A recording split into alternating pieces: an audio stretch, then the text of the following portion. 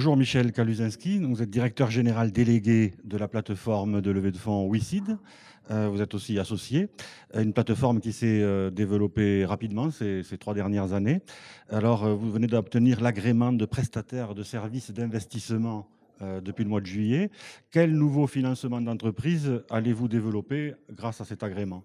Alors tout d'abord, on a obtenu cet agrément de PSI parce que le précédent agrément que nous avons obtenu en 2014 était limitatif à la France. Et donc un des principaux intérêts de ce nouvel agrément, c'est de nous permettre d'être passeportable dans toute l'Europe de l'Union européenne. C'est un premier élément. Un deuxième élément, c'est le niveau de levée. Il est deux fois supérieur à celui que nous autorisait la précédente réglementation, qui était de 1 million d'euros, qui est passé à 2,5 millions au mois de mars, mais on attend les décrets d'application. Et là, ça nous permettra de lever 5 millions d'euros, passeportables, et les outils financiers utilisables sont plus variés, alors qu'on était limité dans le passé à des actions simples et obligations simples.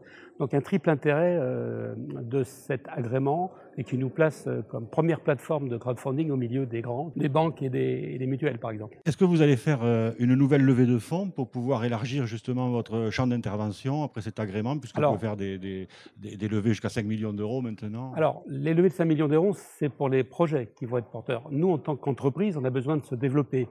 On a eu pour habitude de lever des fonds sur notre propre communauté depuis 2013, 1 million, 1,5 million et au-delà.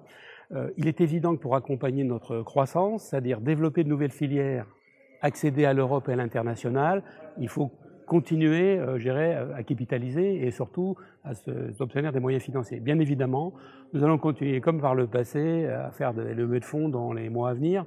Je ne peux pas rentrer un petit peu dans le détail, c'est assez confidentiel et de la manière dont on va y procéder. Mais bien évidemment, on avait 2 étapes.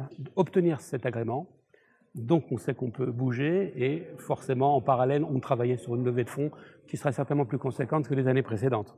C'est-à-dire, vous avez un objectif de montant? Ça dépend des conditions, des investisseurs, et des grands débats classiques des entreprises de valorisation.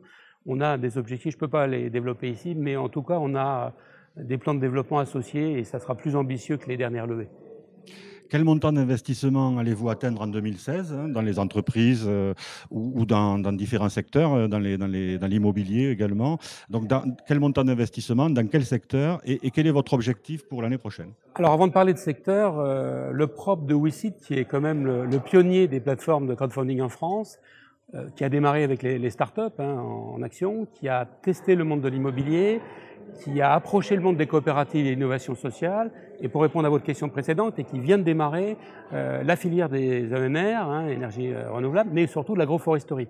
Donc aujourd'hui, on a une offre multiple de 5 axes, et c'était bien notre slogan, venez investir dans l'économie réelle. Pour cela, on commence à développer les premiers actes, les plus nouveaux. Ce n'est pas encore quelques millions de levées, mais ça commence à poser ses fruits. Notre objectif, c'est de rendre plus robuste chaque filière.